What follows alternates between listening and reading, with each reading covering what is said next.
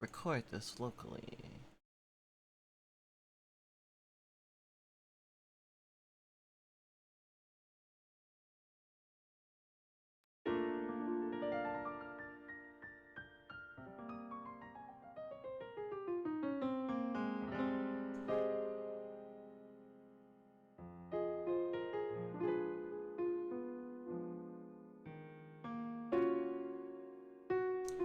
Our topic for today was lucid dreaming and derealization. I wanted to talk about a little bit about those things. Haven't actually read or done any deep discussions on a topic on stream in a while. So I wanted to change things.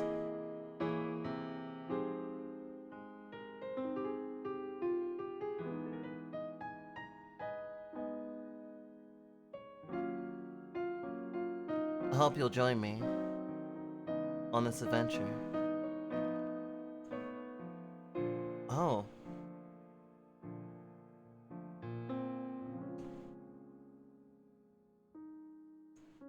That's me without the colors. Why's over there then?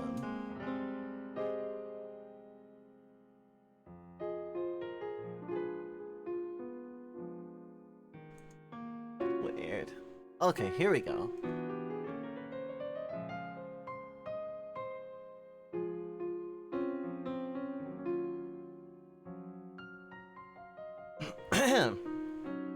For the National Library of Medicine. Dreams and disassociation. Commonalities as a basis for future research and clinical innovations. Dissociative symptoms refer to a spectrum of non-ordinary disruptive experiences, from zoning out to out-of-body experiences, to outright distortions in a fundamental sense of self. With dissociative identity disorder, as its most debilitating manifestation, dissociative symptoms ranging from 1 to 3% among the general population and from 4 to 14% among psychiatric patients. In psychiatric patients, dissociative symptomatology can have a serious impact. Mean impairment scores of patients with dissociative disorders on the measurements of psychosocial, occupational, and interpersonal functioning are less than 50% higher than those of patients with other mental disorders.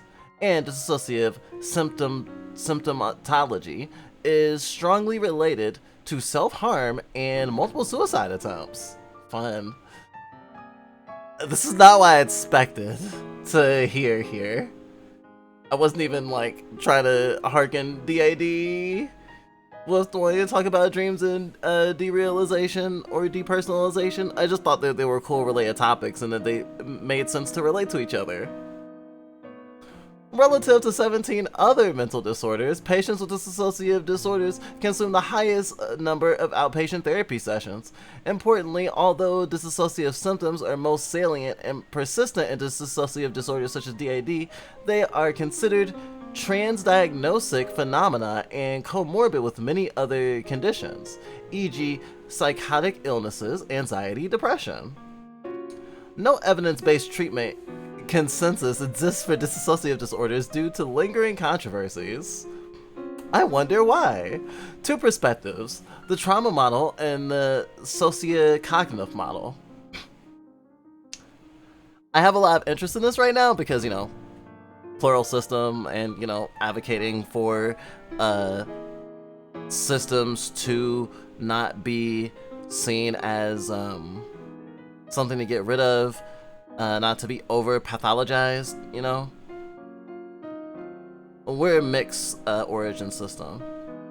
So not just, we certainly have headmates through trauma, but we also have headmates based on other things. I don't know if they will all fall in this other camp, but I guess we'll find out. I don't know exactly what they mean by a sociocognitive model. Two perspectives, the trauma model and the sociocognitive model, having vied for acceptance and empirical support over decades. The trauma model posits a causal relation between trauma and dissociative symptoms. Accordingly, disassociation is viewed as a coping mechanism triggered by childhood trauma in which distant personality states, for example, arise to detach from emotionally overwhelming memories. In contrast, the sociocognitive model contends that dissociative symptoms are shaped by social learning and cultural experiences regarding clinical features of disassociation, as portrayed by media and refined by inadvertent therapist cueing. The model assumes that vulnerable patients come to adopt a narrative of being populated by distinct cells to explain mood swings, impulsive actions, and other puzzling behaviors. I don't like this explanation at all. You can tell me those are only two models you think exist? It's the only ones you're contending in this study, I guess. Wow. Let's continue. Rapprochement between these models is needed and could be facilitated by fundamental research that clarifies antecedents and correlates of disassociation, including co-occurring sleep problems that will potentially facilitate treatment, consensus, and innovation. I just wanted to read about sleep and not sleep. I just read sleep. I just wanted to read about derealization and lucid dreaming. What the hell? I'm reading this paper that I don't know where it's going. I was trying to talk about lucid dreaming and derealization and started talking about DID, and I'm just like, what the hell? What year is this from? It takes a lot from 2012 stuff. This is a 2020 paper. And it's just like, ugh. We really hate the medical model of multiplicity, because DID is the only framework that is like really acknowledging plural existence, and that's not fair. And, you know, it's really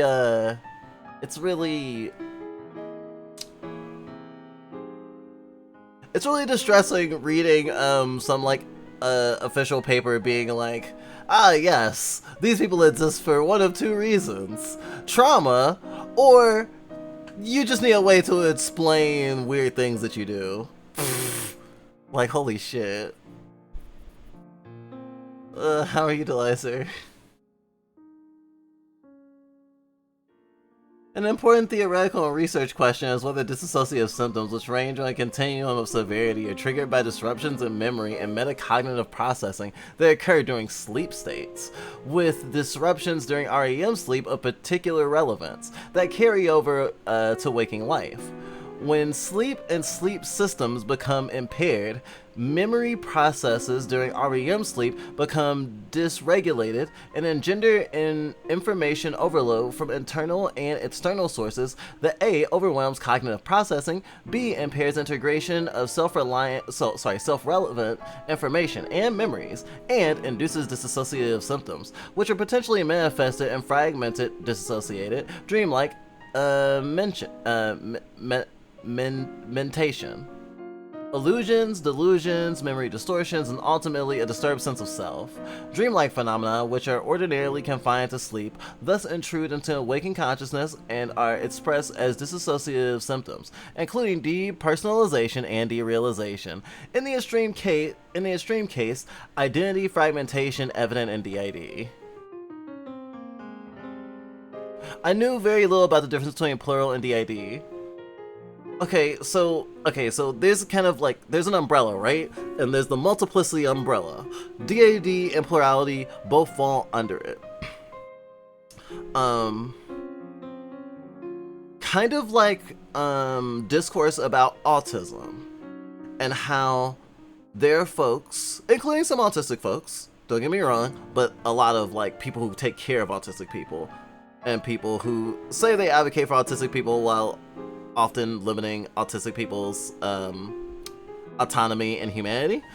We'll say stuff like, oh yeah, I want to cure autism, which, you know, like, it's a way a person is, and will fundamentally change someone's like whole personhood to like get rid of it.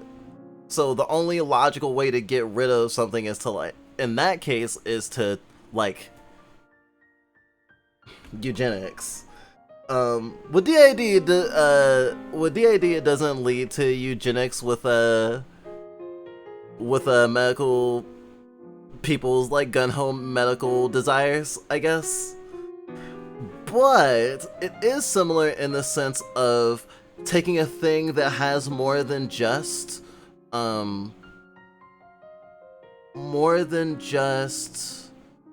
medicalized elements to it, and like kind of ignores those other factors and sees things only as symptomatic.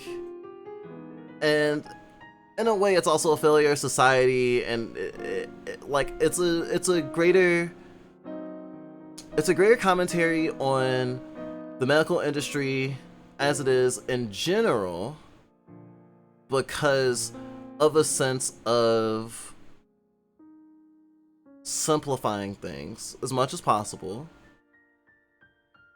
and for, especially under capitalism, making someone well enough to continue doing capitalism. That's what most things are for. How can we get you well enough to work again? Right? And there's definitely, like, in autism, like, people who have autism did need help, like, with day-to-day tasks, with taking care of themselves and stuff like that. And, you know, health insurance and stuff sucks, and people should just have access to healthcare regardless, but it is usually, it also usually hurts, like, the families and loved ones of autistic people to try to do right by autistic people, or at the very least take care of us on multiple levels, and definitely puts a strain on people when it's already hard to like exist and live.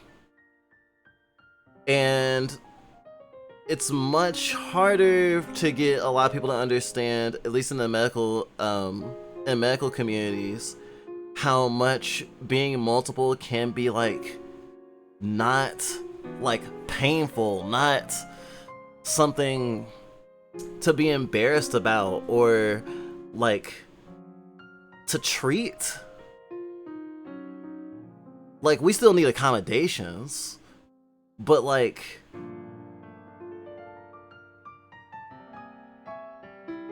if you're like autistic and you like to STEM, for example, I wouldn't say that your fidget toy is a medical instrument.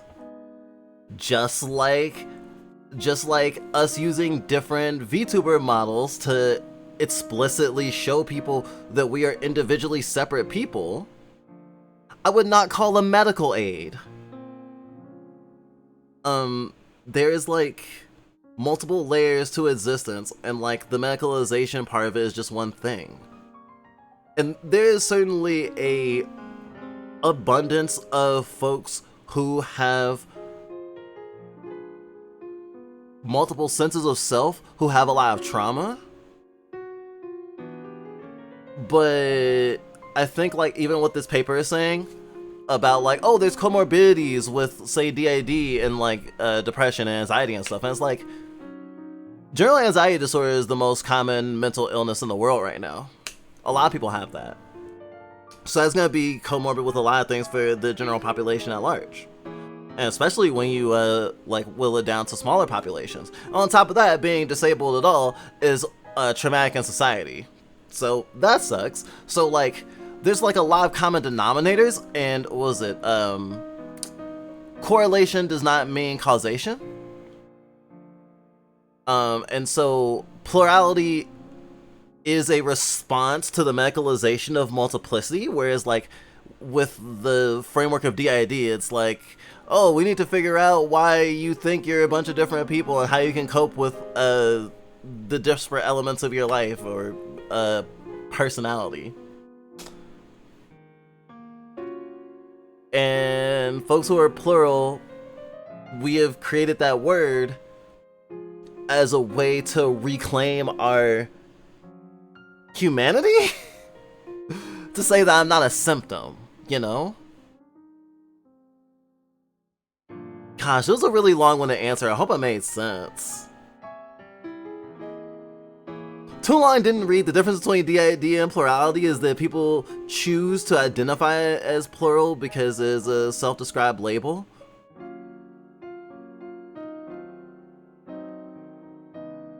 It's something that people explicitly identify with to say that their existence is beyond what is simply medical, even if that is part of it. And DID as a framework is basically like, you're a symptom, something caused you.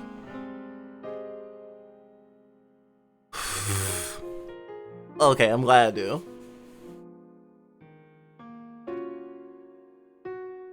I certainly know people who feel like their mental illnesses and their neurodivergences make it like hard to live. I mean, part of that is because we live in a really shitty society that treats people bad if they are existing outside the status quo.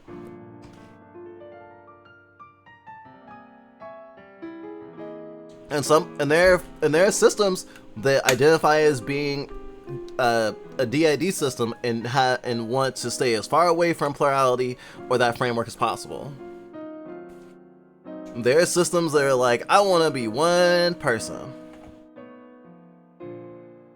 Couldn't be me though. I may need help. I don't need to be fixed. Yes, perfect. Yes, you encapsulated it really, really well. Damn. I love that for us. So I guess I'm glad I explained it in such intricate detail, especially because it gives a lot of context to how awkward I feel right now. I think this happened the last time we read like a paper about DID, even though it was like trying to advocate for systems and saying that we're people. It still was just like, wafting through the medical jargon and the history of you're not people. It's just so annoying, you know? I used to be like that until I took multiple splits to the knee.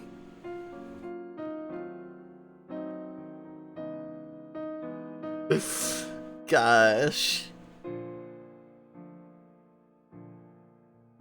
Split so many times you're just like, this is normal.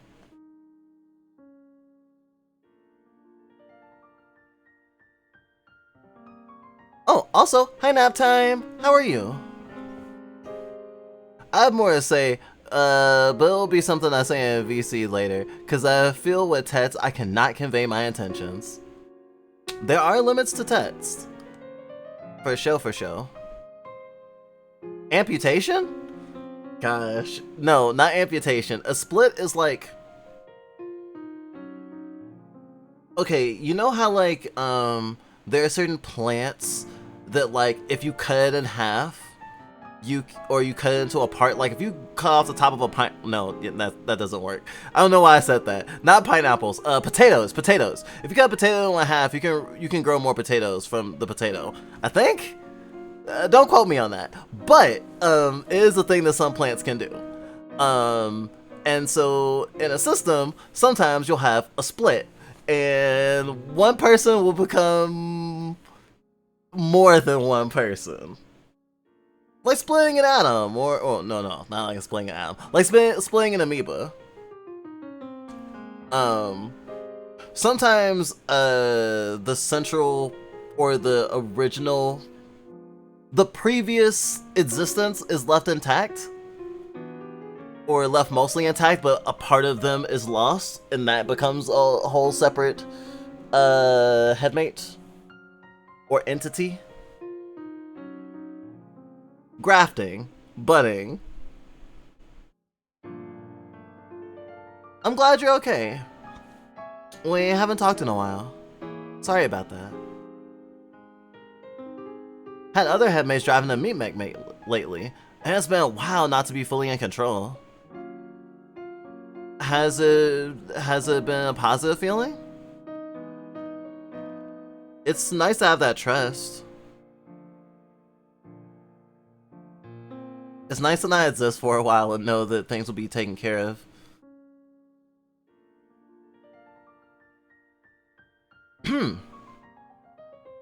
What's the role of dreams in process related to dissociation? Failure to integrate mental content into conscious awareness. Defined conveniently as a disruption of and or discontinuity in the normal, subjective integration of one or more aspects of psychological functioning, including, but not limited to, memory, identity, consciousness, perception, and motor control. Dissociative states not only occur during the wakefulness among healthy individuals and those with mild dissociative symptoms, but they are also manifested during the dreams, typically related to shifts in dream scenes, particularly during nightmares and recurrent dreams. Among 43 patients diagnosed with dissociative identity disorder, 57% indicated that their altered personalities presented as dream characters in their dreams. Dream characters can be viewed as hallucinated projections of the fragment itself. Dreaming in turn may reflect dissociative states represented during memory processing and REM sleep. That's interesting because we certainly have interacted with each other in dreams. We've literally controlled dreams together, particularly in lucid dreaming. There's also headmates that have introduced themselves to us in dreams. There's a few that we met that way. And we can definitely head switch during a dream. It's very fascinating. Gaft would imply coming together, meanwhile budding is apart when it comes to plants. Oh, okay, so budding. Yes. Yes, it is a relief, but at the same time, I have the headmate named Beelzebub, who drives the mech to take care of the body. Also, Octavia, who is a new fusion of two headmates, and she is literally baby. She doesn't know how to speak yet, and is a possible mute. We've had headmates like that before. And I certainly have learned to use language a lot better than I used to.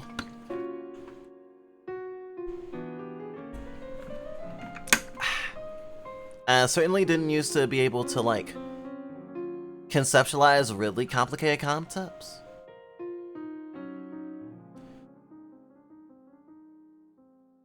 In contrast with the synchronized activity of large groups of neurons in the cerebral mental field, in some states of consciousness, such as dreaming, meditation, divergent thinking, and dissociative states, neural network patterns may function in more chaotic, unstable, and nonlinear fashions, in which a small perturbation in the system can resonate and induce large changes in the system's behavior. For example, flexibility of mental processes facilitates generating patterns that create the subjective experience of coming with novel ideas. During chaotic brain states, activities usually take place in various regions of the brain, acting simultaneously but independently.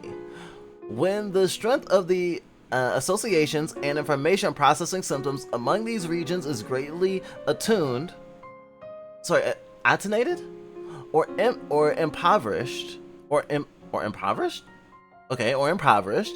and mental contents become fragmented and disorganized. Dissociated mental states may arise. I see where it's getting at. Okay. The sudden transitions of dream objects and scenarios experienced in dreams may reflect dissociation related to the rapid shifts in neural patterns related to the chaotic, or, as they are also called, self-organizing neural activities, mainly stemming from the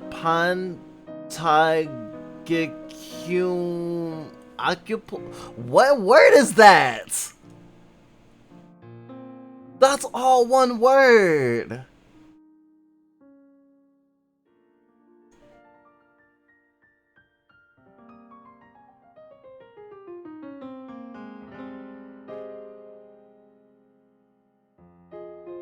Just what? Pontogenical. Is that the same thing?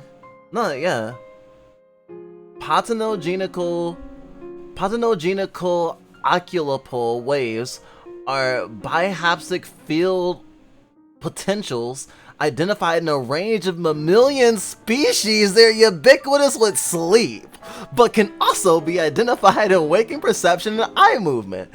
Oh gosh, really? I see. Oh, I gotta look into this later too. We have like many seizures when we head switch sometimes, and our eyes roll on the back of our head. So, interesting. Their role in REM sleep and visual perception more broadly may constitute a promising avenue for further research. However, what was once an active field of state has recently fallen into stasis, with the reality that invasive recordings performed on animals cannot be replicated in humans, while animals themselves cannot convey experience to the extent required to elucidate how PGO waves factor into the awareness and behavior. Innovative solutions are required if significant research outcomes are to ever be realized. Advances in non-invasive imaging technologies and sophistication in imaging methods now offer substantial scope to renew the study of the electrophysiological substrates of waking and dreaming perception. Among these, magnetochronophalogram stands out through its capacity to measure deep brain activities with high temporal resolution. With the current trend in sleep and dream research to produce translational findings of psychological and medical significance, in addition to the clear links that PGO wave generation sites share pharmacologically with receptors involved in expression of mental illness. There's a strong case to support scientific research in the PGO waves and develop a functional understanding of their broader role in human perception. Oh boy, that gives me so many ideas for horror shit. Medical nonsense. I just had a bad idea. I mean, I understood some of it. I mean, especially as it relates to what we understand about our own shit.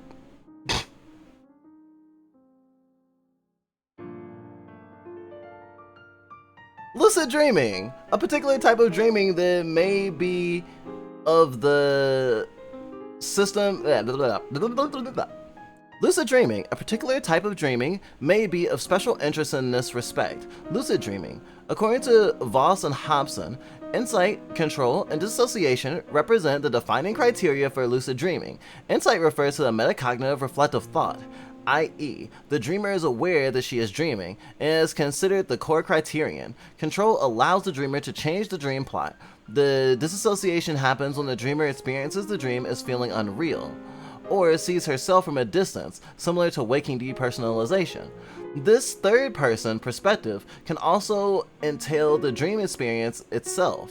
Dreamers experience the dream sequence from the outside as if the dream were a movie. By this definition, lucid dreaming can be viewed as a dissociative mental state consciousness in which the dream self-separates from the ongoing flow of mental energy. However, in lucid dreams, a sense of reality or awareness of becoming is superimposed on the unreality of the dream, whereas in depersonalization/derealization, a sense of unreality is superimposed on the reality of mundane waking existence. They're two sides of this. Lucid dreaming and depersonalization/derealization are two sides of the same coin. They're literally the reverse. Lucid dreaming is being conscious in a dream, and depersonalization or derealization or disassociation related to not feeling real in the waking world. So cool. If I don't get a job soon enough, I will try to apply to be a drug tester. Ooh. I hope they don't murder you. I mean, malpractice you. Would it be malpractice? I mean, I guess it would be. Sorry, that's probably anxiety inducing. Sorry.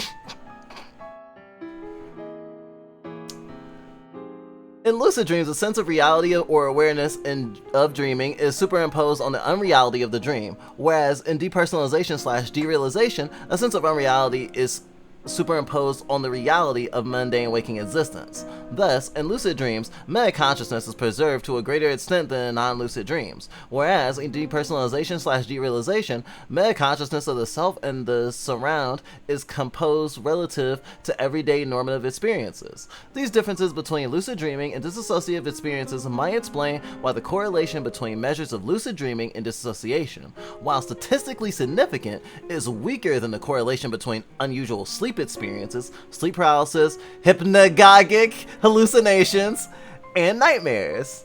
Sorry, the game I'm gonna be playing is Hypnagogia. Is weaker than the correlation between unusual sleep explanations, sleep paralysis, hypnagogic hallucinations, nightmares, and disassociation. We suggest that such dream-like experiences infiltrate waking consciousness to create an experience of unreality that is expressed as dissociative experience and symptoms. Can disassociation be experienced as beneficial? I would say yes.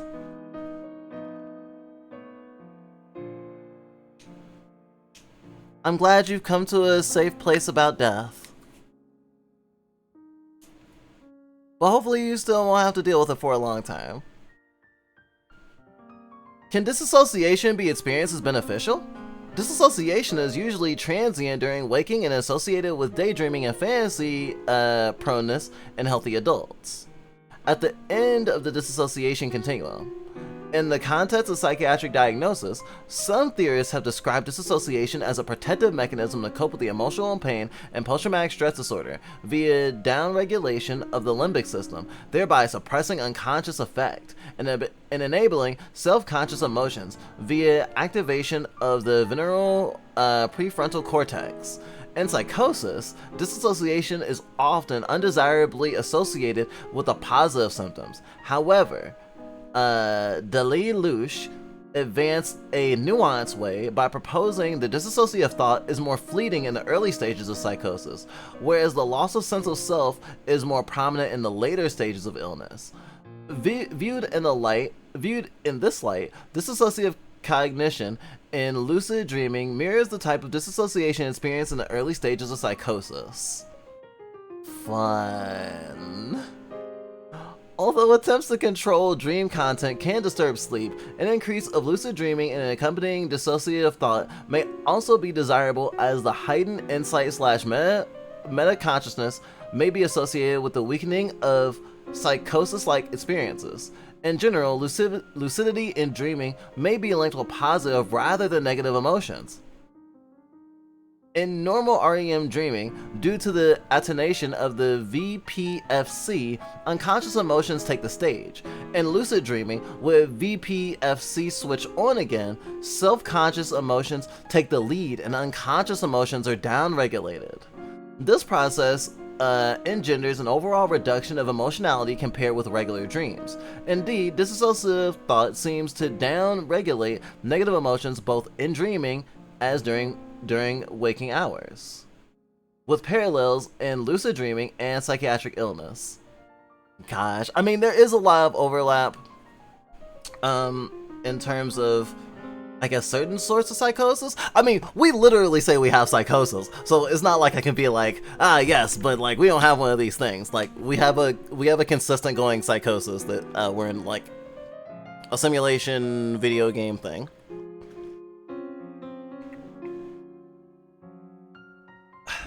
What if the Matrix is just an MMO, you know?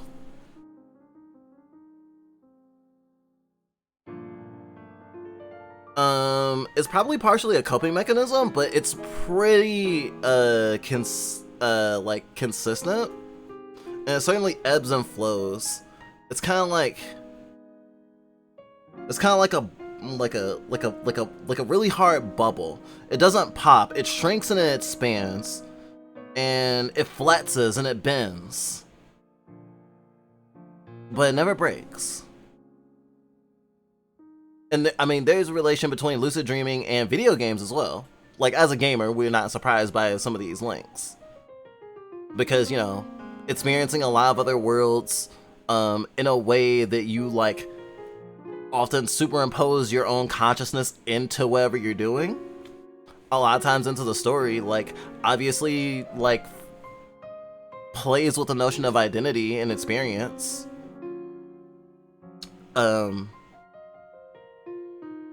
Though not everyone, like, gets so into a game they forget themselves. Some people do. We certainly do. This shit takes me back to the past. The psychosis? Or just the general medical vibe?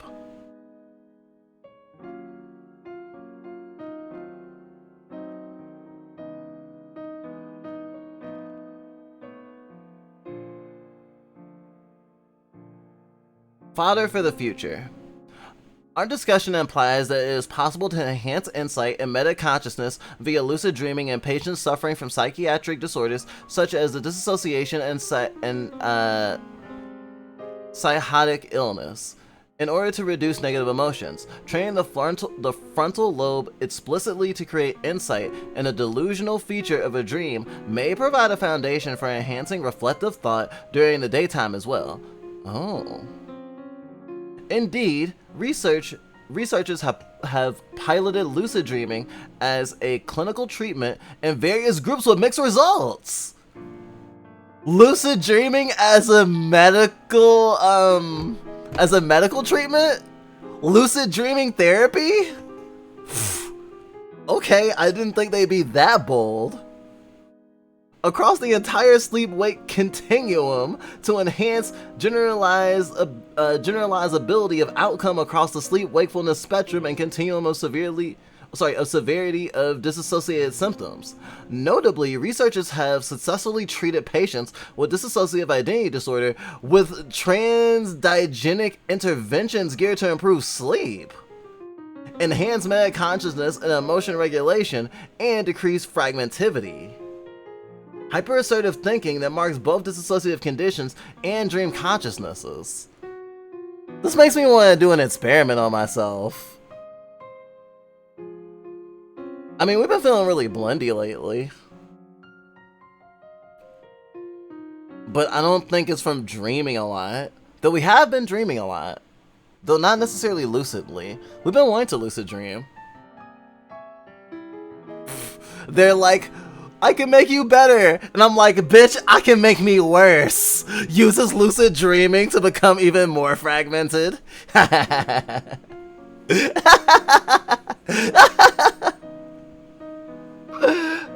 only half joking, honestly.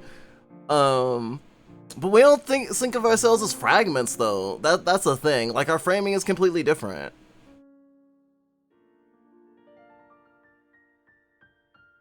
I would like to use lucid dreaming to strengthen our individuality.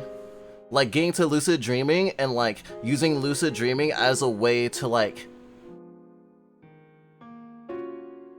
to co-pilot and to, like, interact and, like, in the sense that it's like, hey, I met this headmate in a dream, so now I know they exist, and now I can call out to them in the waking world. Doing the reverse. Maybe I want to hang out with, I don't know, Mocha Bite. So, oh wait, we used to do that. I forgot we used to do that. We used to have go to sleep with intentionality and be like, okay, I want to dream about this thing, and we did it before we knew we were a system. Like, and that would be part of the lucid dreaming thing, because we used to be really good lucid dreamers. Like, we want to dream with intentionality. If you talk about what you want to dream about right before going to sleep, you're more likely to dream it. Just fun fact. So, like, I'd be like, hey, I want to dream about me and Mocha on a boat fishing. More likely to dream about it now. In the same way that, like, even in the waking world, just saying Mocha's name can perk her up, and that's, like, sort of part of our systemhood. And I know other people have, like, an overlapping feeling with that too. Sometimes it's not necessarily internal. Like, if you have, like, an external force, someone talking about one of your headmates, that headmate is generally more likely to come up or chime in. And sometimes they don't even front immediately. Sometimes it's like, I can feel them stirring, and then an hour later you fucking head switch. Intention dreaming? That's what it's called? Okay, so lucid dreaming is I just kind of pragmatically, I pragmatically use that term right now. I don't know if it's an official term or if anyone ever uses it specifically. Lucid dreaming is being aware of your dream while you're sleeping, and it gives you the ability to control your dream, right?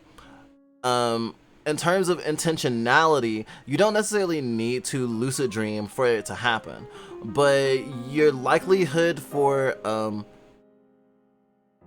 positive results, I would say, is consistent with lucid dreaming. The thing is, if one of the ways that you can invoke lucid dreaming is to try to keep a dream diary. If you keep a diary right by your bed and you write out anything that you dreamed, anything you can remember upon waking, and especially you do it quickly, because the longer you're awake, the more you forget a dream, typically. Doing that will eventually, after you have enough recorded, you will be able to look back at what your dreams have been about and notice patterns in your thinking, in places you go, things like that. Even well, I shouldn't say unconsciously, even passively, we recognize that sometimes those symbols can be something to remind you that you are dreaming. There are other like tips and tricks about like lucid dreaming, like literally writing a D on the back of your hand to represent dream, and to get in the habit of like whenever you see that D on your hand, you go, dream? Am I dreaming?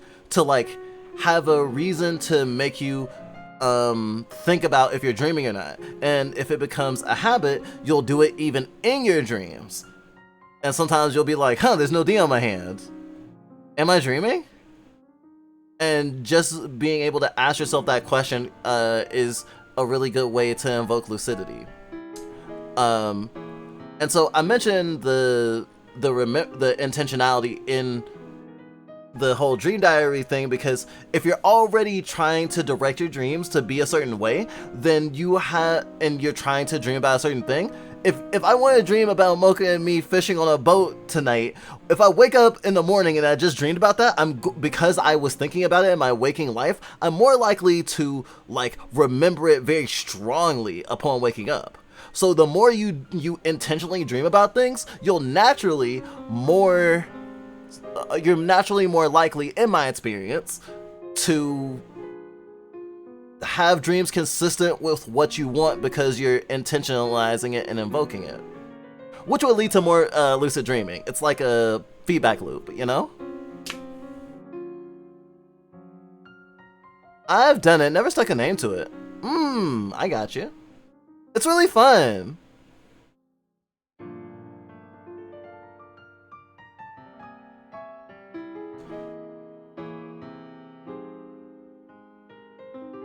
Treatment costs of patients with dissociative psychopathology are very high. While psychological interventions are generally not evidence-based, and innovative treatments stagnate due to lingering controversies across theoretical camps, this state of affairs also impacts innovation in treating psychiatric conditions. Post-traumatic stress disorder, borderline personality disorder, schizophrenia spectrum disorders. Shakes violently. With high comorbidity with dissociative conditions. Moreover, dissociative comorbidity is a severity marker signaling poor prognosis. If you have dissociative comorbidities, you're more likely to be more dysfunctional. Okay, fuck you. As ineffective and non-optimal treatments impose considerable burdens on patients and society, novel research programs focusing on the relations among disassociation, the sense of self, and sleep and dreaming are a priority. Studying both the chaotic and deterministic brain state during sleep and wakefulness may provide insight into important functions of perception, memory, and cognition, and what happens when they become disassociated. In doing so, the study of disassociation may provide important clues regarding the nature of human consciousness itself, Importantly, this effect will inform clinicians and researchers alike and serve as an impetus for new treatment studies, including research evaluating intentions targeting dissociative psychopathology via enhancing sleep and metacognitive processing. Fucking Christ, that was a mouthful. I felt like I was gargling peanut butter. Christ. That's a 2020 study. Damn, I gotta favorite that. I'll just shave that for later. Heck. How long was I reading that for? 45 minutes. Okay, one more.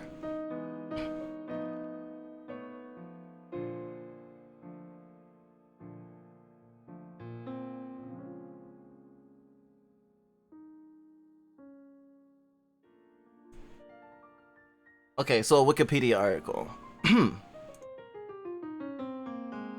about lucid dreaming. Surprise, surprise.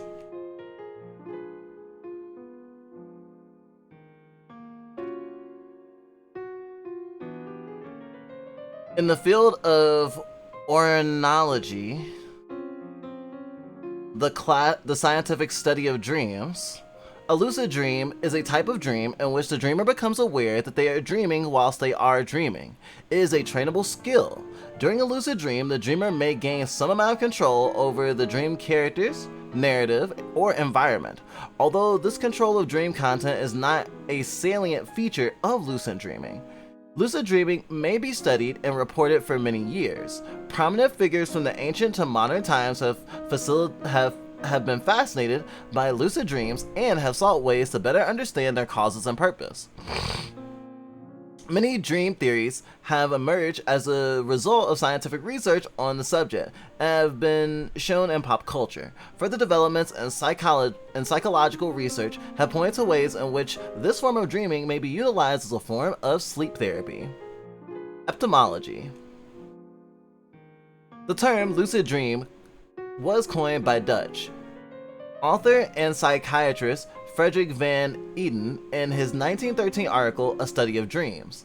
Through descriptions of dreamers being aware that they are dreaming predate the article, Van Eden studied his own dreams between January 20th, 1898 and December 26th, 1912.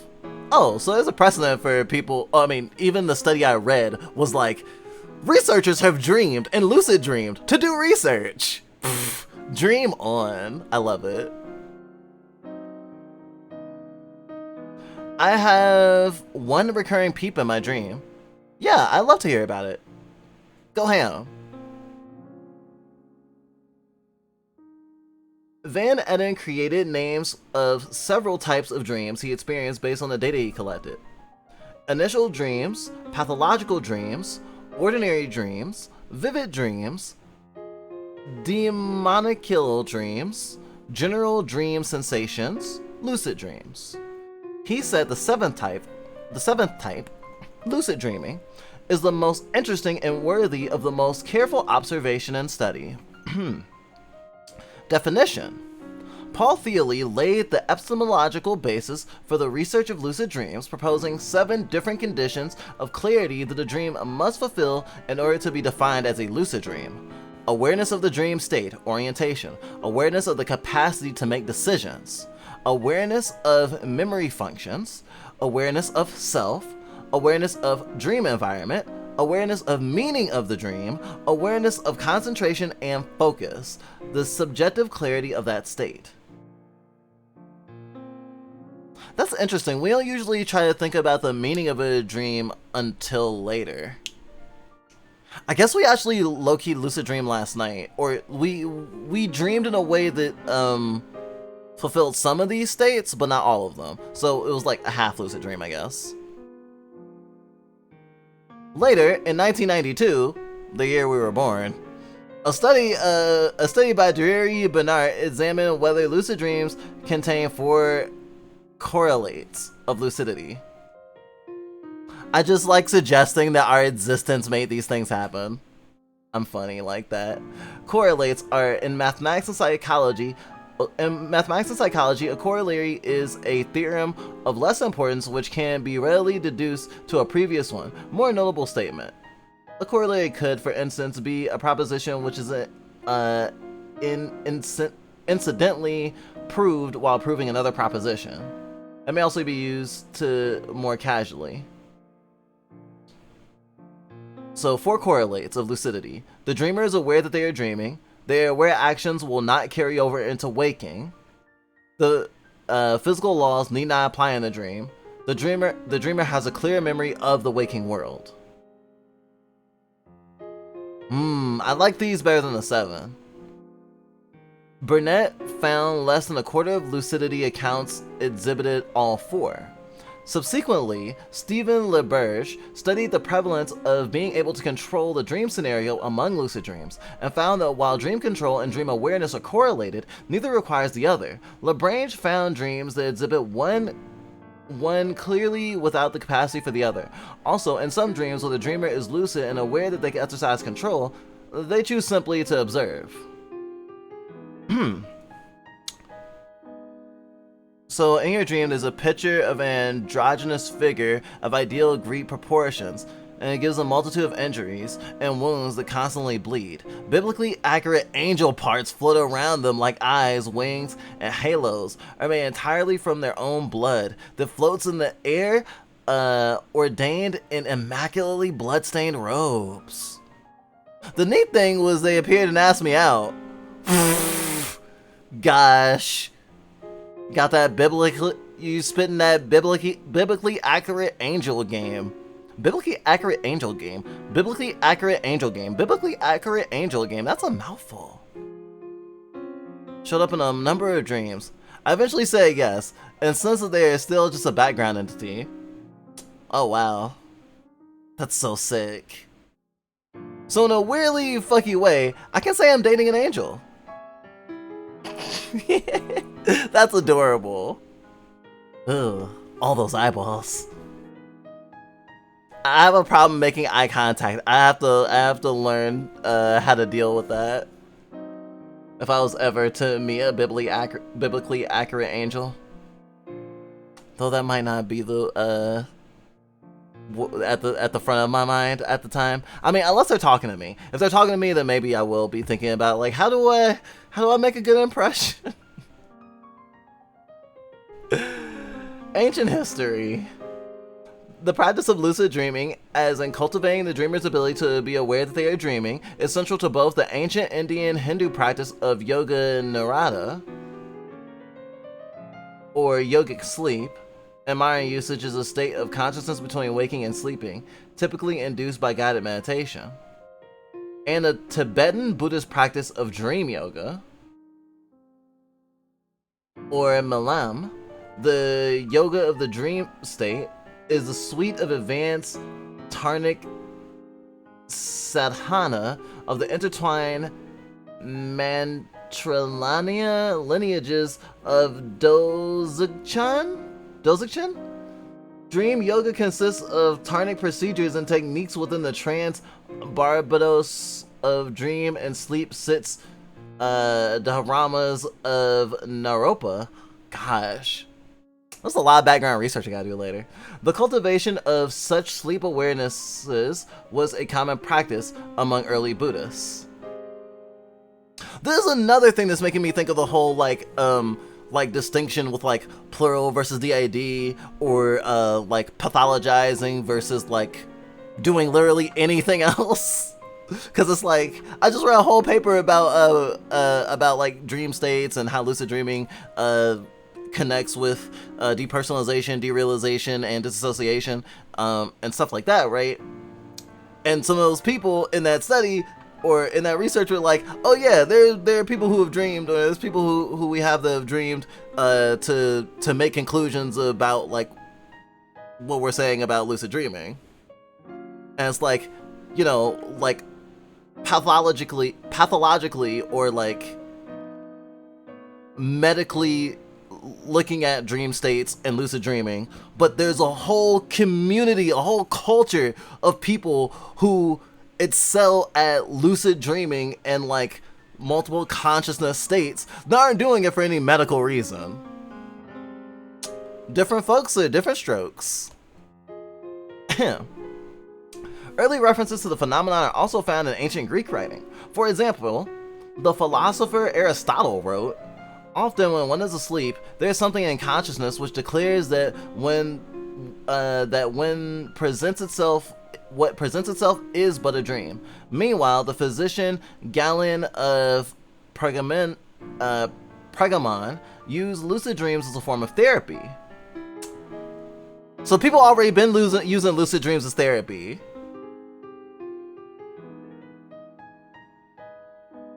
A Roman Greek physician, surgeon, and philosopher. In addition, a letter by St. Augustus of Hippo in AD 415 tells the story of a dreamer, Dr. Gennadius, and refers to lucid dreaming. 17th century. Philosopher and physician Sir Thomas Bourne, 1608 to 1682, was fascinated by dreams and described his own ability to lucid dream in his Regulo Medicati,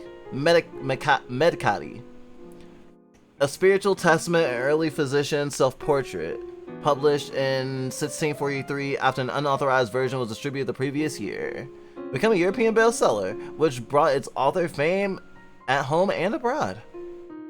It stated, "Yet in one dream I can compose a whole comedy, behold action, apprehend the jest, and laugh myself awake at the conceits thereof."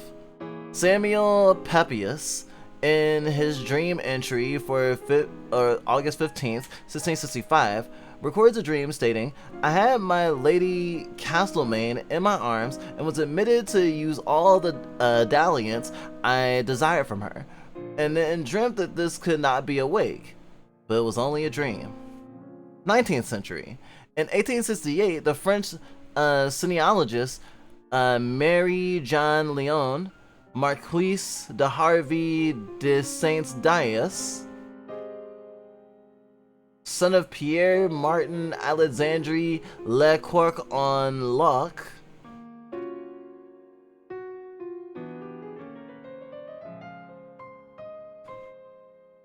in which he describes his own experiences of lucid dreaming and proposes that it is possible for anyone to dream consciously. In English, it was called Dreams and the Ways to Direct Them, Practical Observations. 20th century. In 1913, Dutch psychiatrist and writer Frederick Willem van Elden, 1860 to 1932, coined the term lucid dream in an article entitled A Story of Dreams. Some have suggested that the term is a misnomer because Jan Eden was referring to a phenomenon more specific than a lucid dream. More specific? Van Eden intended the term lucid to denote having insight, as in the phrase a lucid interval applied to someone in temporary remission from a psychosis, rather than as a reference to the perceptual quality of the experience, which may or may not be clear and vivid. Maybe that's why there was that one tenet about knowing the meaning of the dream. I feel like there's a connection there.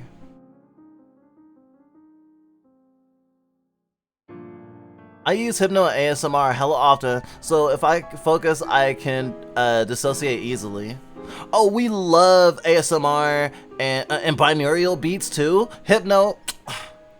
Hypno. I can't even get into it right now. It's too much, man. Cognitive Science of Lucid Dreams. In 1968, Celia Green,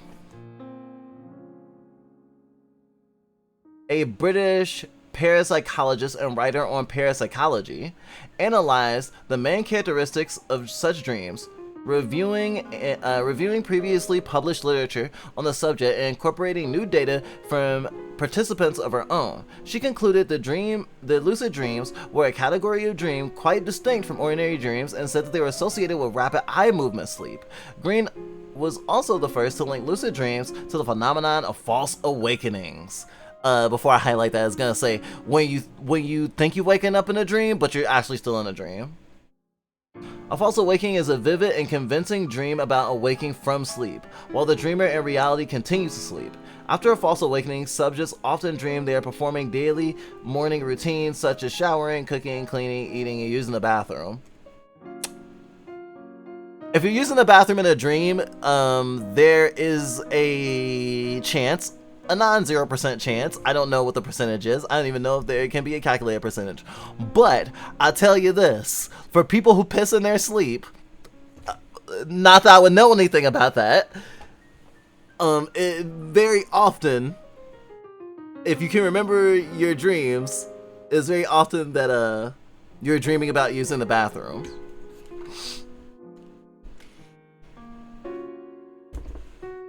This is so consistent with us that a lot of times if we need to use the bathroom in a dream, we will wake up.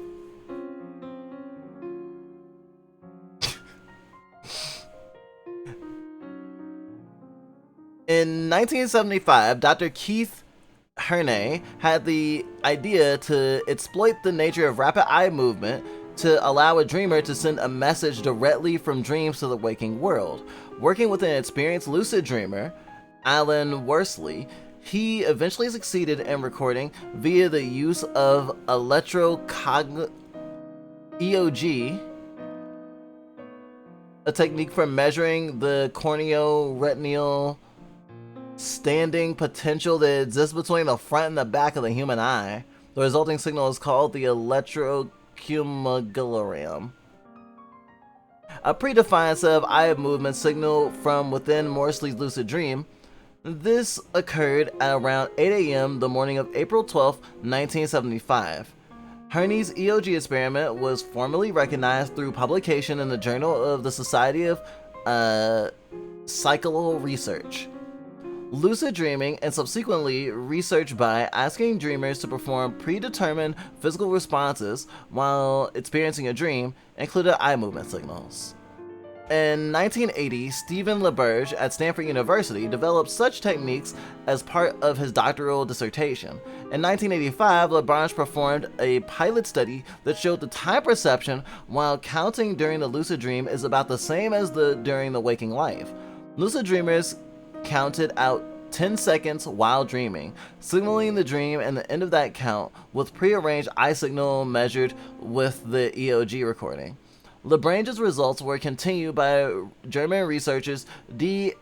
Ernkaiser and M. Schedel in 2004.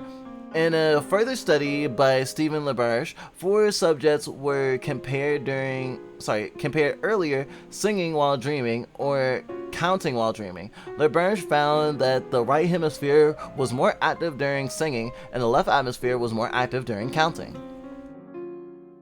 Neuroscientist J. Allen Hobson has hypothesized what might be occurring in the brain while lucid. The first step to lucid dreaming is recognizing one is dreaming. This recognition might occur in the dorsolateral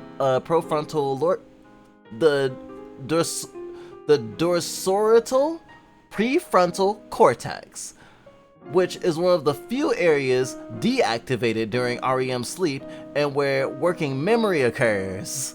Once this area is activated and the recognition of dreaming occurs, the dreamer must be cautious to let the dream continue, but to be cautious enough to remember that it is a dream. While maintaining this balance, the amygdala and the parahippocampal cortex, I know that word, might be less intensely activated. To continue the intensity of the dream hallucinations, it's expected that pons and peritio-occipital junction stay active. One of the 4 major lobes of the cerebral cortex of the brain of mammals. Positioned above the temporal lobe and behind the frontal lobe and central sulcus. Sulcus? Can you say sulcus? Sulcus.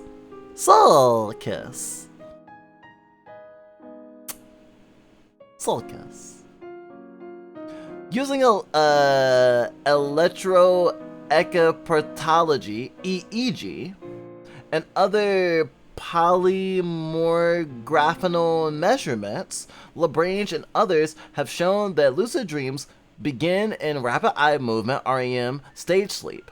Lagrange also proposes that there are higher amounts of beta 1 frequency band, 13 to 19 hertz, brain wave activity experienced by lucid dreamers. Hence, there is an increased amount of activity in the parietal lobes, making lucid dreaming a conscious process. Paul Thole, a German Gestalt psychologist. Gestalt psychology is a school of psychology that emerged in the early 12th century in Austria and Germany as a theory of perception that was a rejection of the basic principles of Wilhelm Wundt's and Edward Thankesser's elementalist and structuralist theories. And a professor of psychology and sports science. What the fuck is sports science? A discipline that studies how the healthy human body works during exercise and how sports and physical activity promote health and performance from cellular to whole body perspectives. Oh, I should probably care about that. Originally studied dreams in order to resolve the question of whether one dreams in color or black and white. Interesting. I think depending on when the person is dreaming, like what stage they live in, like that's gonna affect how they dream. Like someone who's never played a video game before is probably gonna have a different probably gonna have different kinds of dreams than someone who does game a lot. Actually, we once read that folks who grew up gaming from an early age tend to have an easier time lucid dreaming. Soul Kiss. In his phenomenological research, he outlined an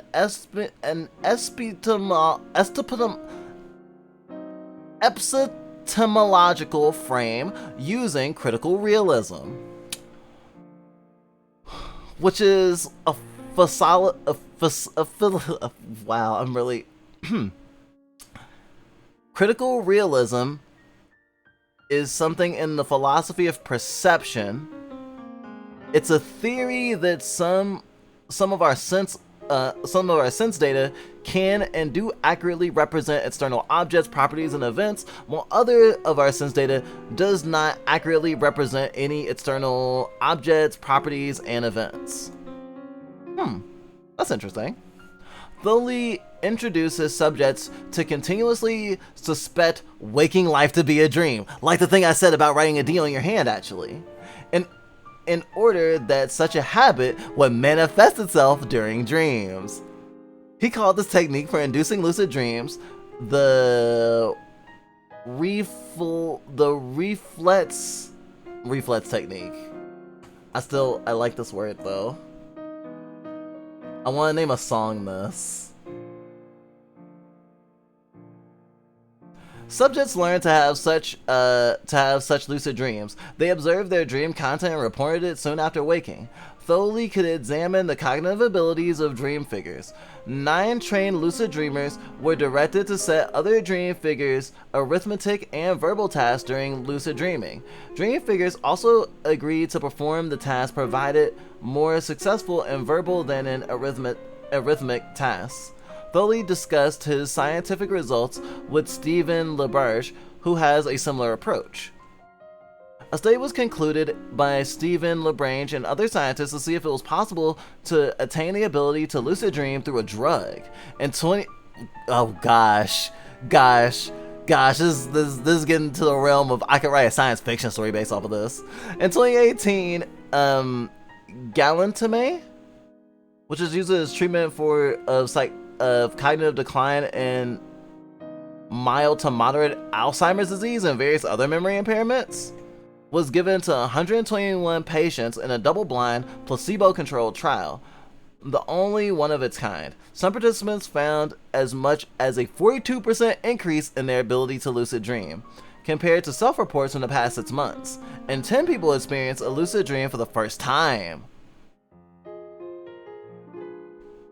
It is theorized that galantamine allows acetylcholine, an organic compound that functions in the brain and body of many types of animals as a neurotransmitter, to build up, leading to greater recollection and awareness during dreaming.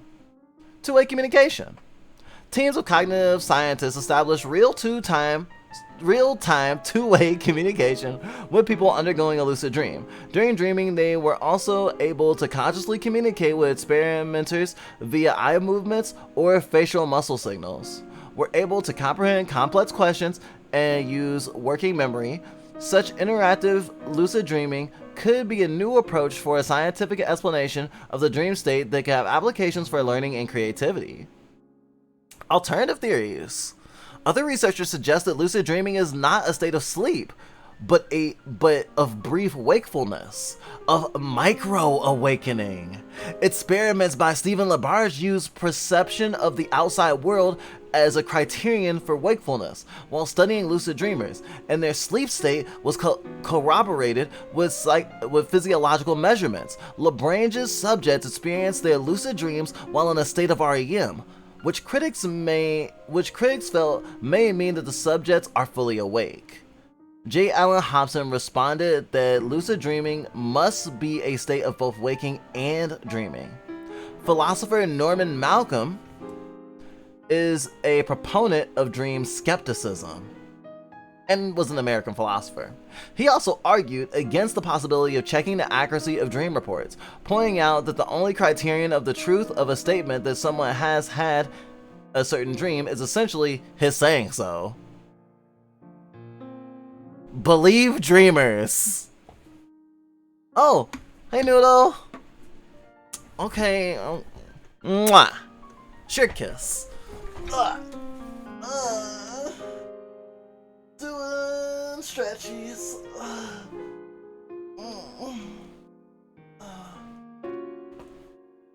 It's hot as balls though. I can barely tell it's fucking October.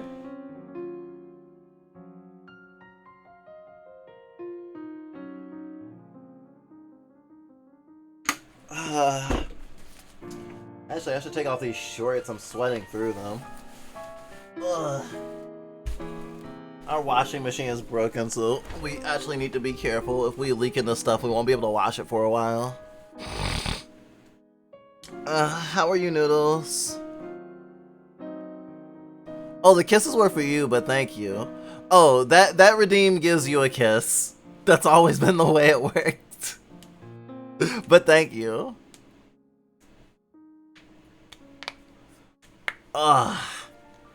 Let's study more about dreams.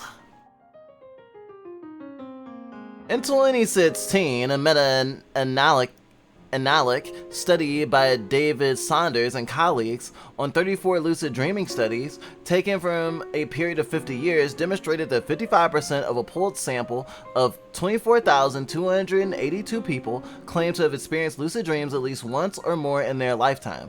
Furthermore, for those that stated that they did experience lucid dreams, approximately 23% reported to experience them on a regular basis, as often as once a month or more. In a 2004 study on lucid dreaming frequency and personality, a moderate correlation between nightmare frequency and frequency of lucid dreaming was deep fluff lore. Until we were about 15 or so, we consistently had night terrors, and we had to learn how to I guess technically it did teach us how to lucid dream, because it may have started like problem solving how to get away from the horrors. And eventually we used lucid dreaming to fight against our night terrors, not knowing that night terrors can be considered a medical condition that you can actually get medicine for it. But even if we did, our parents were like way too anti-medical industry to have actually done anything about it if they knew. I mean, they knew we had nightmares a lot, and it disturbed the whole family, because sometimes we would wake up screaming in the middle of the night, running throughout the house sometimes. It was rough. But yeah, nightmares and lucid dreams are so connected for us. Thank you.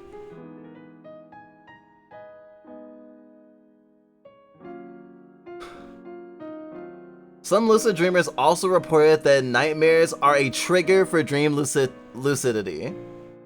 Yeah, sometimes.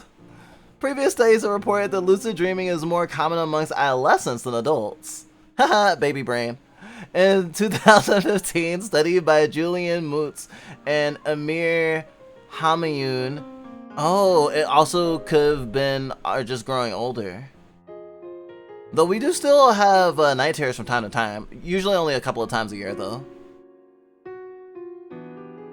A 2015 study by Julian Muntz and Amir Hamayoun.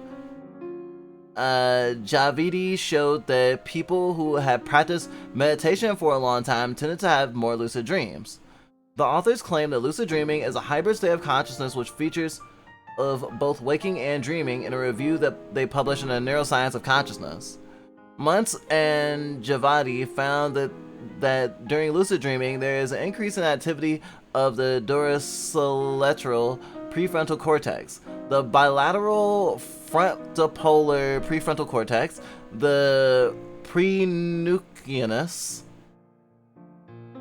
which is the portion of the superior parental lobe on the medial surface of each brain hemisphere, is located in the front of the cuneus. The precuneus is bound in front by the marginal branch of the cingulate sulcus at the rear of the perineal optical sulcus. And underneath, yada yada yada. So much background knowledge for such a poor lay cat pup. The prenucleus, the inferior prenatal lobus, and the supramarginal gyrus. Now you're just making words up. A portion of the prenatal lobe. This area of the brain is also known as the Brodmann area. 40 based on the brain map created by Carbinian Brodmann to define the structures of the cerebral cortex. I see. Shave that for later. All the brain functions related to higher cognitive functions, including working memory, planning, and self-consciousness. The researchers also found that during lucid dreaming, levels of self-determination were similar to those of people that they experienced during wakefulness. They also found that lucid dreamers can also control limited aspects of their dream at once. Muntz and Javadi also have stated that by studying lucid dreaming further, scientists can learn more about various types of consciousnesses, which happen to be less easy to separate and research at other times. Suggested applications: treating nightmares. There's also risks. We're almost done. I think we're almost done, though. Fair enough. Pretty good. Hope you're well, also. I'm really dehydrated. I'm gonna drink some more water. I'm doing my best. I've gotten a lot of cursed information today.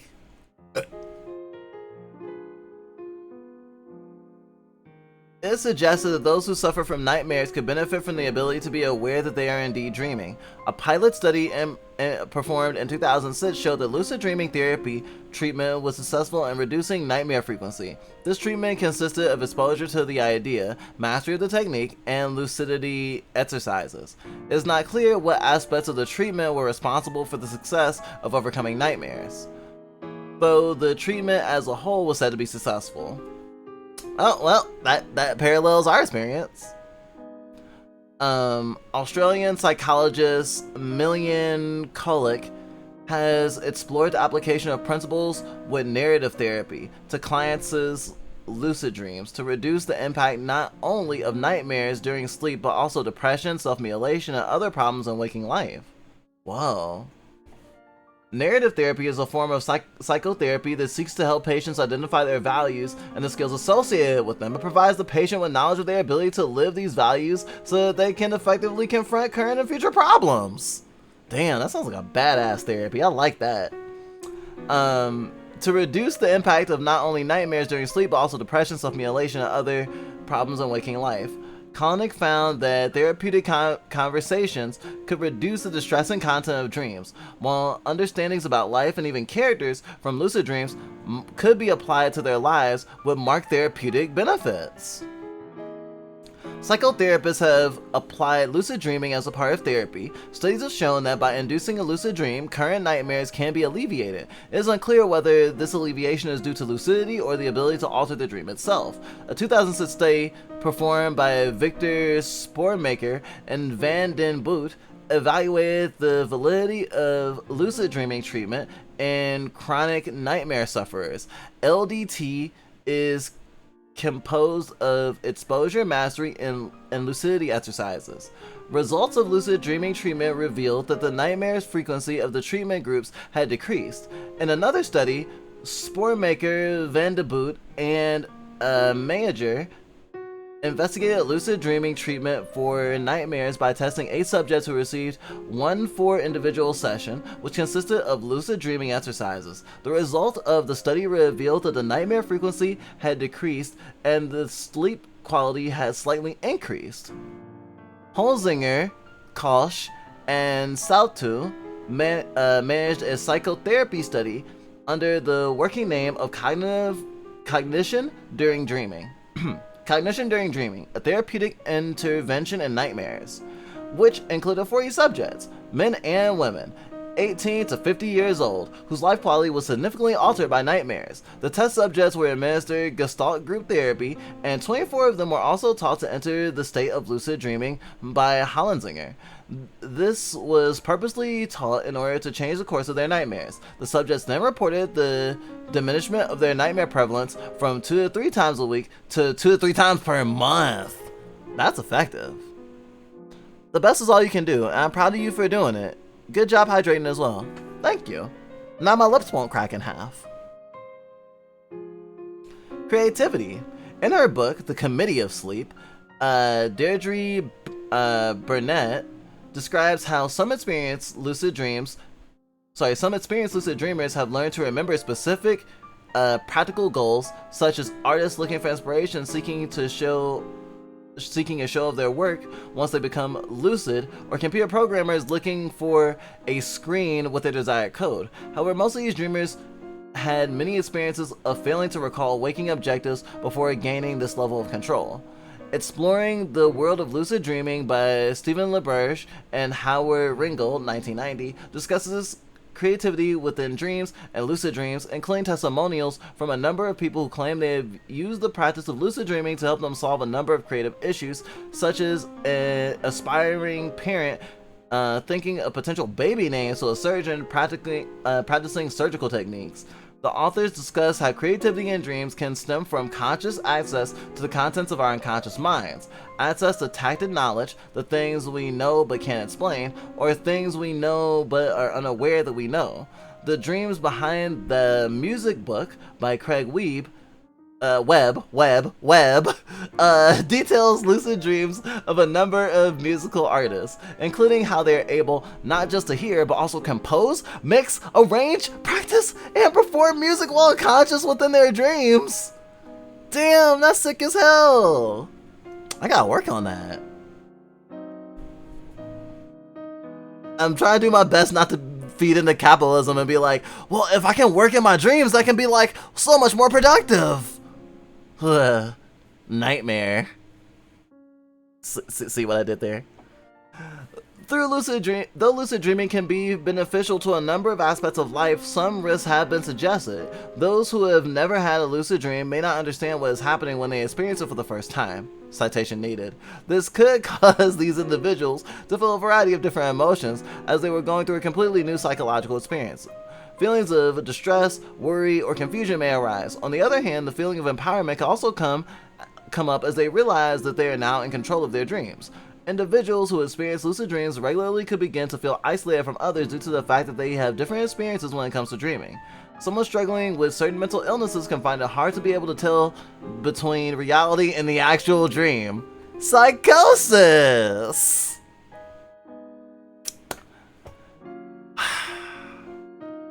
It all loops back on itself. It's literally just the dragon eating its own fucking tail. A small percentage of people may experience sleep paralysis, which is something that can often be confused with lucid dreaming. Yes? And you can actually induce sleep paralysis to increase the possibility of lucid dreaming. I will not explain this today. I have gone on too many tangents already. A small percentage of people may experience sleep paralysis, which is something that can sometimes be confused with lucid dreaming. Although from the outside, both of these seem to be quite similar. There are a few distinct differences that can help differentiate them. A person usually experiences sleep paralysis when they partially wake up in a REM atona, a state in which said person is partially paralyzed and cannot move their limbs. When in sleep paralysis, people may also experience hallucinations. Although said hallucinations cannot cause physical damage, they may still be frightening. These are three common types of hallucination: an intruder in the same room, a crushing feeling that on one's chest or back, and a feeling of flying or levitating. Which is funny because that is actually, those are three things that are very common and that have caused like their own cultural waves. The sleep paralysis demon, the crushing chest or back feeling. For flying or levitating, literally certainly has made people think that they were having a supernatural experience of like a spectral kind, or even like what was it, like alien abduction feelings. Not to mention just the hallucination thing. And it's just like, it's so interesting how dreams have affected our like cultures. Exiting sleep paralysis to a waking state can be achieved by intently focusing on the part of the body, such as a finger, and wiggling it. Like that one scene in Kill Bill. Continuing the action or moving it, then the hand, the arm, and so on until the person is fully awake. Long-term risks with lucid dreaming may not be extensively studied, although many people have been lucid dreaming for many years without any adverse effects. Yeah, I mean, there's certainly problems that can arise, but like they can certainly be managed and handled, I think. Whew.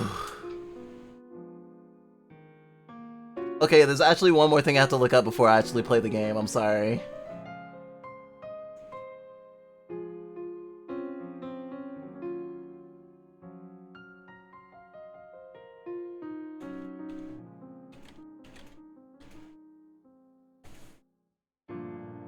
Hypnagogia. It's the title of the literal game I'm about to play.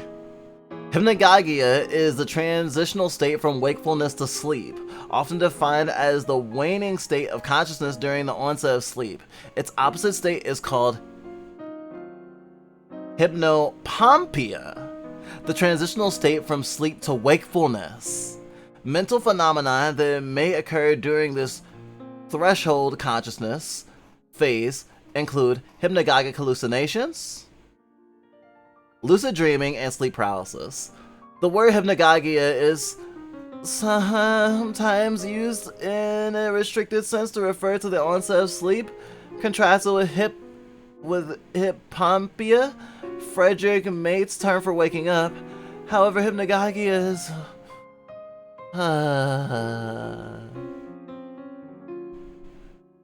is also regularly employed as a more general sense that covers both falling asleep and waking up. Instead, it's not always possible to practice to assign a particular episode of any given phenomenon to one or the other, given the sense of the same kinds of experiences may occur in both as people drift in and out of sleep.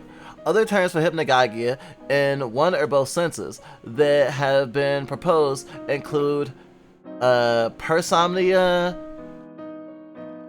anathymic sensations, visions of half sleep, orgagic images, and phantasma. The borderland of sleep, paradormentium, borderland state, half dream state, pre-dream condition, sleep onset dreams, dreamlets, and wakefulness sleep transition, or WST. Threshold consciousness commonly called half sleep or half awake, or mind awake, body asleep, describes the same mental state of someone who is moving towards sleep or wakefulness but has not yet completed the transition. Such transitions are usually brief but can be extended by sleep disturbance or deliberate induction, for example using meditation. Signs and symptoms. Transition to and from sleep may be attended by a wide variety of sensory experiences. These may occur in any modality, individually or combined, and range from the vague and barely perceptible to vivid hallucinations. Among the more commonly reported, the more thoroughly researched sensory features of hypnagogia are phosphorates, the phenomenon of seeing light without light entering the eye, which can manifest as seemingly random speckles, lines, or geometrical patterns, including form constants or figurative representation images. I'm really glad we read this, because I didn't know that there was a word for this. Like, this is something we experienced and thought about for a lot of our life. We even thought about it recently. It's like, what is that thing? And it's like, yeah, that is interesting. They may be monochromatic or richly colored. Ours are richly colored and usually moving. They may be monochromatic or richly colored, still or moving, flat or three-dimensional, offering an impression of perspective.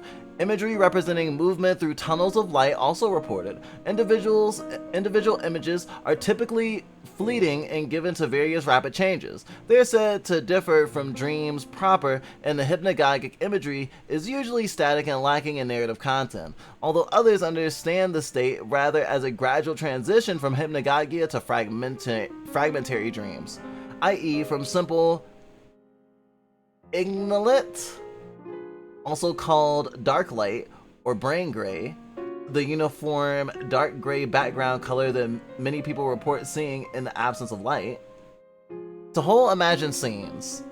Descriptions of exceptionally vivid or elaborate hypnagogic visuals can be found in the work of Mary Jean Leon, Marquise Devoy de Saint-Diance.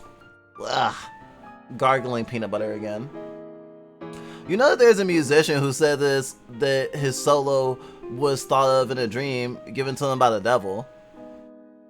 I don't know of the specific case or a specific musician who said that, but I know lots of artists who say they get their ideas from dreams. I am cute. Don't you forget it. Also, can little space, subspace, and trance all be similar? Oh yeah. I mean, they can overlap with each other, they can bleed into each other. They're also very, very similar states.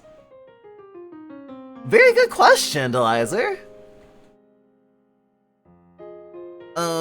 Some folks have trouble conceptualizing little space and framing it within the concept of subspace or like pup space if you're doing like pup play or something like that.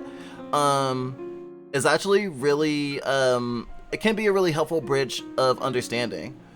I think they're very similar. I think they're very similar states. They're states of like different, like cognitive. They're different cognitive states, I guess. Sometimes I'd like to think of it as like being not exactly being intoxicated, but like similar. An altered state, an altered consciousness state for sure.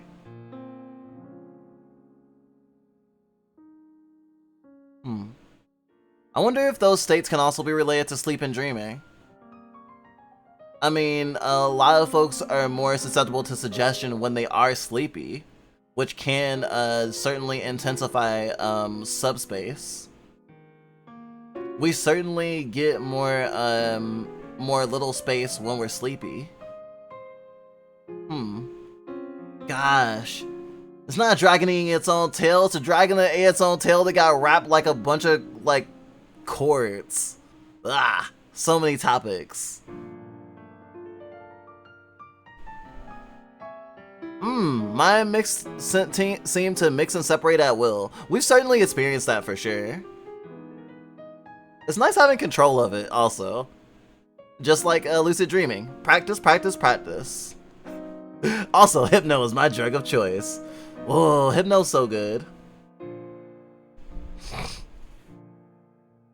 Tetris effect?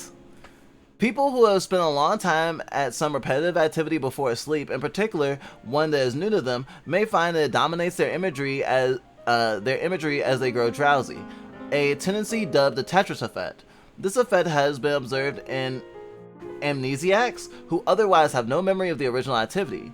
When the activity involves moving objects, as in the video game Tetris, the corresponding hypnagogic images tend to be perceived as moving. The Tetris effect is not confined to visual imagery, but can be manifested in other modulates. For example, Robert Sickgold, damn, such a sick name, recounts having experienced the touch of rocks while falling asleep after mountain climbing. This also occurred to people who have traveled to a small boat in rough seas or have been swimming through waves shortly before going to bed, and they feel the waves as they drift to sleep, or people who have spent the day skiing who continue to feel snow under their feet. People who have spent considerable time jumping on a trampoline will find that they can feel the up and down motion before they go to sleep. Many chess players report, citation needed, the phenomenon of seeing the chessboard in pieces during this state. New employees working stressful and demanding jobs often report feeling the experiences of performing work-related tasks in the period before sleep. As a content creator, I can confirm. Sounds. Hypnagogic hallucinations can also be auditory.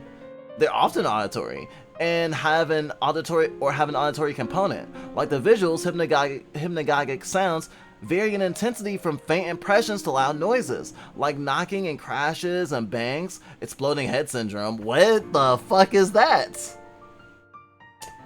Or EHS for short. An abnormal sensory perception during sleep in which a person experiences auditory hallucinations that are loud and or short duration while falling asleep or waking up. This noise may be frightening, typically occurs often occasionally, and is not of serious harm. That's probably what it says. People may imagine their own name being called, crumpling bags, white noise, or a doorbell ringing. Snatches of imagined speech are common. While typically nonsensical and fragmented, these speech events can occasionally strike the individual as opt comments or summations of their own thoughts at the time. They often contain wordplay, neologisms, which is something in linguistics, which is any relatively recent and isolated term, word, or phrase that nonetheless has achieved popular or institutional recognition and is becoming accepted into mainstream language. And made-up names are also common. Hypnagogic speech may manifest as the subject's own inner voice, or as the voices of others, familiar people or strangers. More rarely, poetry or music is heard. Oh, I've certainly heard music in dreams. I would really love to create the music in a dream that we heard once. Other sensations. Gustatory. No, I don't like it, but I also kind of like it. Gustatory. The gustatory system, or sense of taste, is a sensory system that is particularly responsible for the perception of taste, flavor. Olfactory, smell, and thermal, heat and cold, obviously, temperature differences. Sensations in hypnagogia have all been reported, as well as tactile sensations, including those kinds classed as paresthesia, an abnormal sensation of the skin with no apparent physical cause. Paresthesia may be transient or chronic, and may have many possible underlying causes. Or formication, the sense of resembling the small insects crawling around your skin. Nothing is actually there. We have tryptophobia, so some of those images were very hard for me right now. Also, the skin crawling thing, we get that when we're awake too. Fun! Sometimes there is synesthesia. Synesthesia, all my homies love synesthesia. Sometimes there is synesthesia. Maybe a report seeing a flash of light or some other visual image in response to real sound. Proprioceptive, also called kinesthesia, is a sense of self-movement, force, and body position. Effects may be noticed, with numbness or changes in perceived body size and proportions. Ooh. Feelings or floatings or bobbings as if their bed was on a boat, and out-of-body experiences. Perhaps the most common experience of this kind is the falling sensation and associated hypnic jerk or night start, a brief and sudden involuntary contraction of the muscles of the body which occurs when a person is beginning to fall asleep, often causing the person to jump and awaken suddenly for a moment. Encountered by many people, or at least occasionally while drifting off to sleep. There's so much more. There's so much more. I'm gonna end that there, or I'll never get to the game. Thanks for going on this hypnagogic journey with me. Let's go on another one.